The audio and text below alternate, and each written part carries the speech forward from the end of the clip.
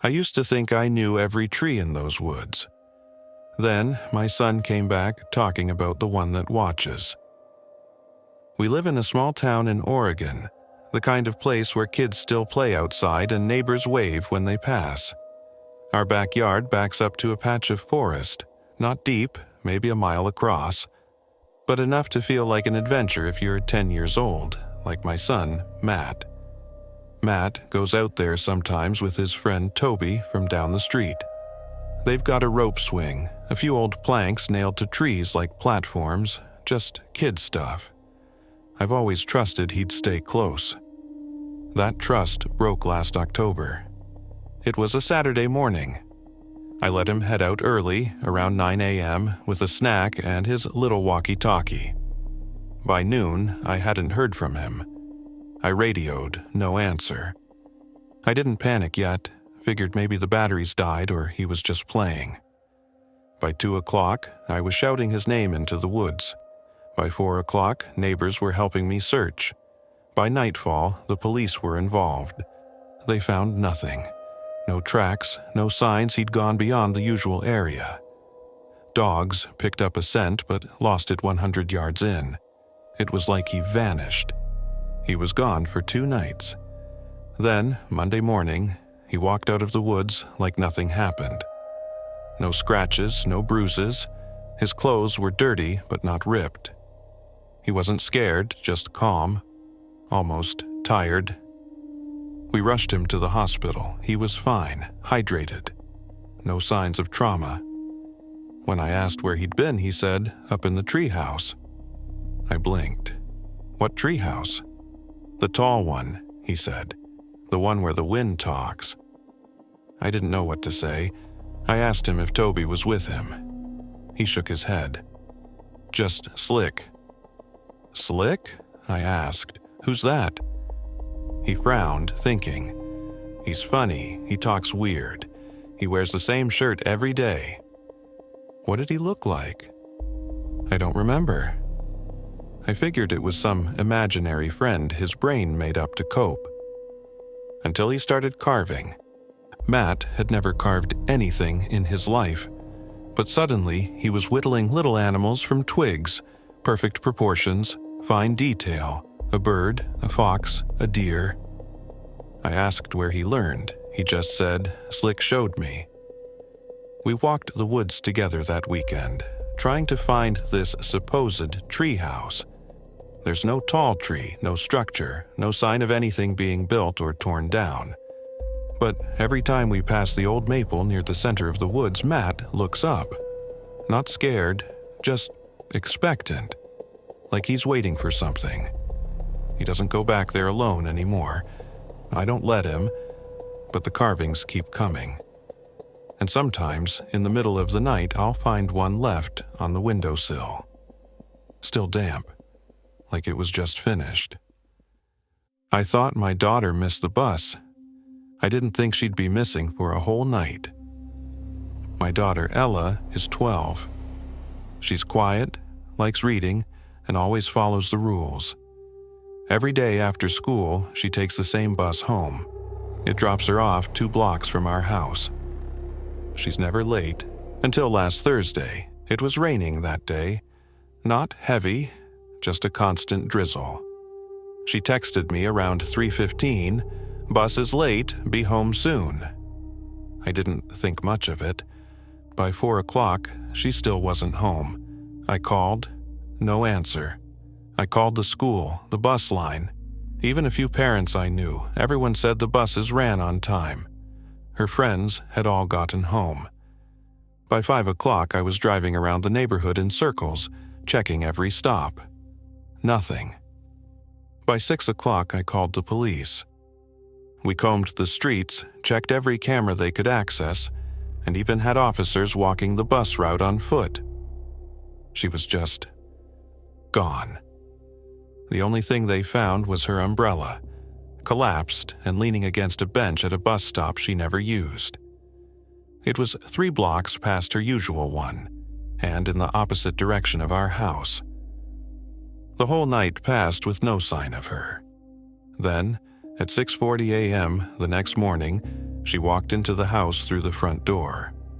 Calm, a little wet, like she'd just come in from the rain. We rushed to her. I was crying. She just looked confused. She kept saying, "Why is it morning?" Like she'd only been gone an hour. The weirdest part? She wasn't tired. No bags under her eyes, no dirt, no injuries. She was just fine. At the hospital, they ran tests. Everything was normal. No sign of trauma, no memory of being scared. But then, something happened. That night, she was in her room, humming.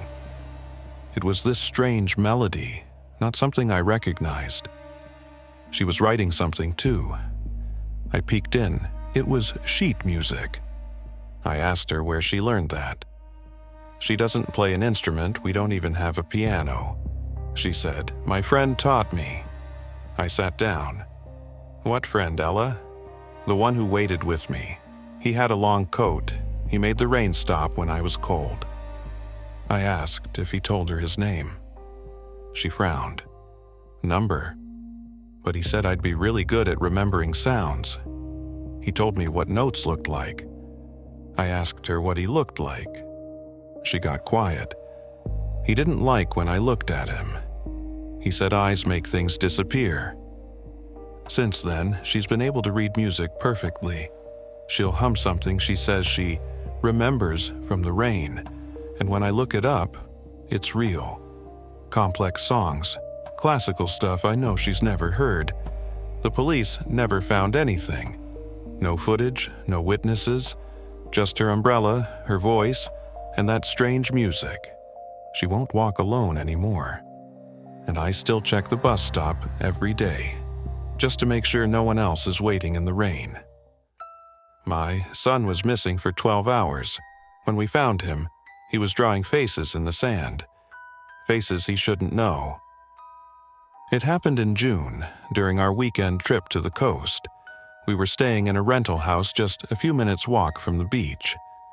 It wasn't crowded, not the kind of place with lifeguards or boardwalks, just open shoreline, driftwood, and long patches of dunes.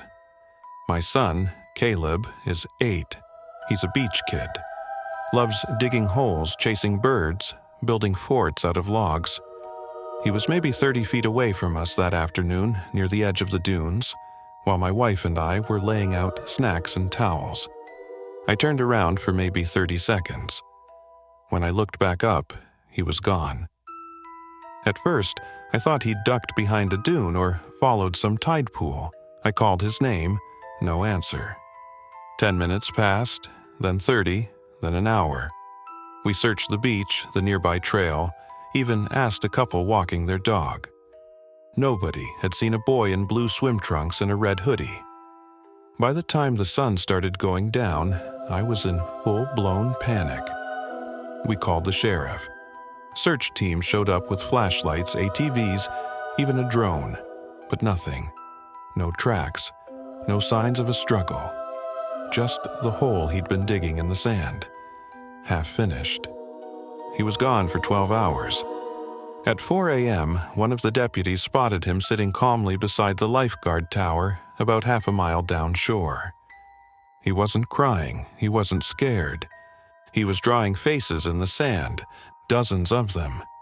With just his finger, he'd etched face after face, all lined up. Some smiling, some frowning, some almost lifelike in their detail, like he knew them.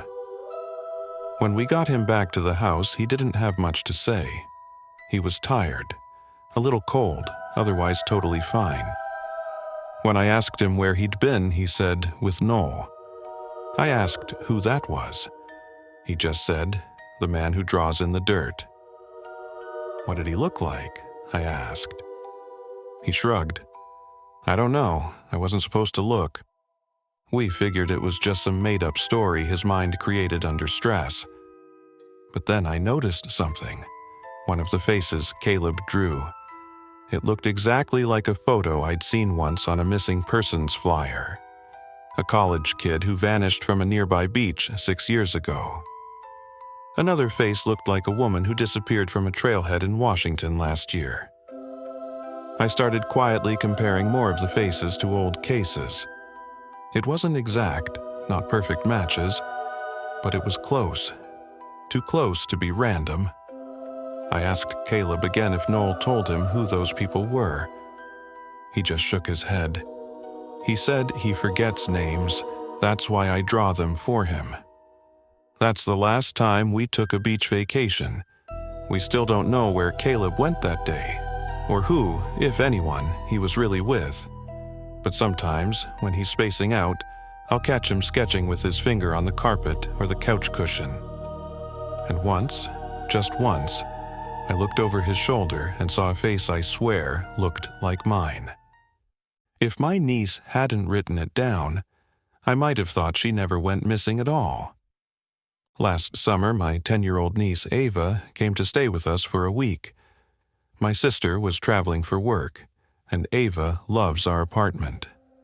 It's a small place in an older building, but she likes the creaky floors and the elevator with the window. Everything was normal until the third day. That afternoon, Ava was coloring at the kitchen table while I answered a call in my bedroom. I was gone, maybe 10 minutes. When I came back, she wasn't there. I checked the bathroom, then the hallway, then the elevator. Nothing. I ran outside, thinking maybe she chased the ice cream truck. I asked a few neighbors. Nobody had seen her. Our building only has 6 floors. I checked all of them, knocked on doors, nothing. She was gone. I called the police. They searched every unit, every stairwell, even the maintenance closets. No signs, no cameras on the building, just nothing. Then, at exactly 2:17 a.m., I found her sitting on the hallway floor outside my apartment. Calm, holding a cereal box. She'd written on the back of it in neat cursive, something she's never been taught. The words were backwards, like they'd been written for a mirror. She didn't say much, just hugged me, said she was hungry. I brought her inside and asked where she'd been. "In the quiet room," she said. "What room?" She pointed at the wall behind our couch. "That one." "There's no room there," I told her. She nodded. "There is, but only if you listen." I asked who she was with. "My friend." "What's their name?" She shrugged. "They don't talk, they just write." Over the next few days, she started writing more, in cursive, always backwards, pages of it. When I tried asking what it meant, she just said she was copying what was already in the walls. Maintenance checked everything. No crawl spaces, no damage, no sign of forced entry. I still live in that apartment, and sometimes at night I swear I hear scratching behind the wall. And Ava? She hasn't written anything since, but she won't sit near that wall anymore.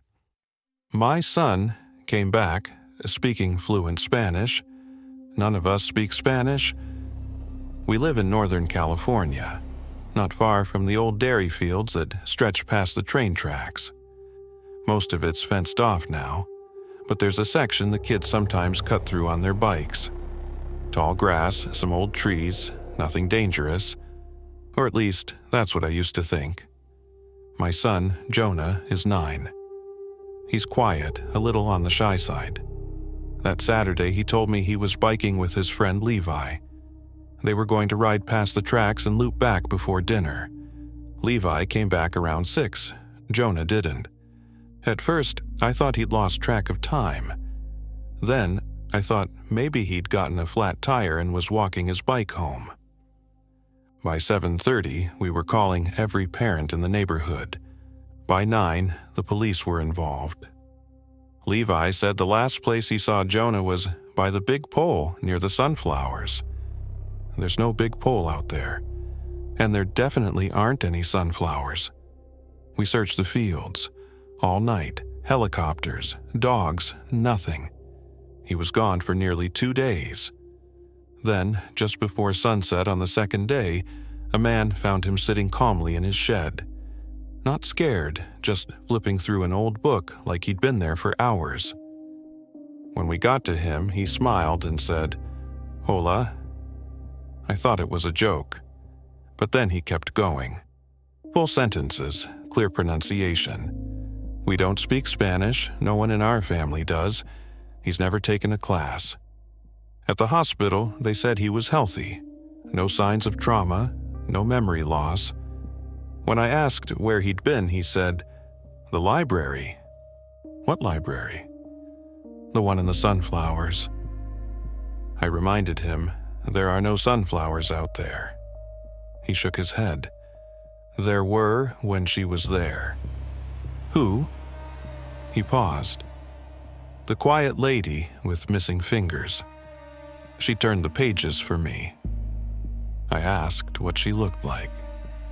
He went silent, then said, "She smells like old paper and rain." We went back to the field the next morning. There was nothing. But Jonah still reads in Spanish every night now. Books we've never seen. He says she taught him for when the other books come. I have no idea what that means, but he keeps asking to go back.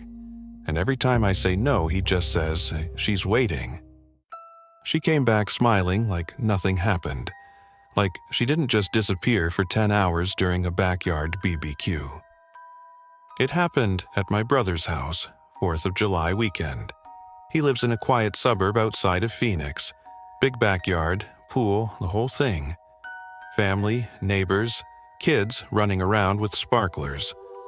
My daughter Mia, who's 7, was off playing with the other kids while I helped set up food. It wasn't until the sun started going down that I realized I hadn't seen her in a while. I asked around. Everyone just said she was just here. I checked the house, the yard, the bathroom, nothing. I called her name, no answer. Then I checked the side yard and noticed the neighbor's garage door was open a few inches. It was padlocked, but the top part had been pulled up slightly, just enough for a kid to crawl under.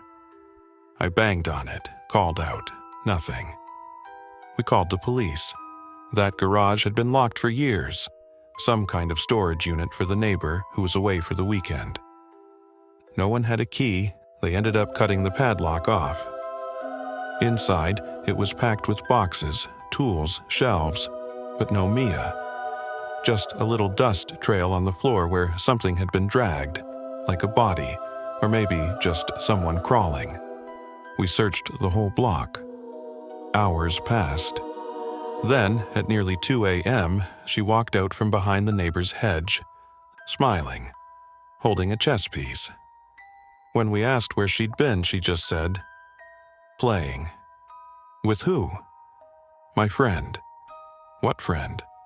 She paused. "He's nice. He only plays in the dark. He gets mad if I win too many times." She wasn't scared, no bruises, just a little dirt on her knees. When we got home, she asked for a chessboard. She'd never played before, but suddenly she knew strategies, openings, terms like en passant and castling. I asked where she learned that. She said he taught me, in the garage. But there was no one in the garage, Mia. She looked up from the board and said, "That's because he doesn't like adults." We moved 3 months later. And to this day, Mia still refuses to play chess after sunset.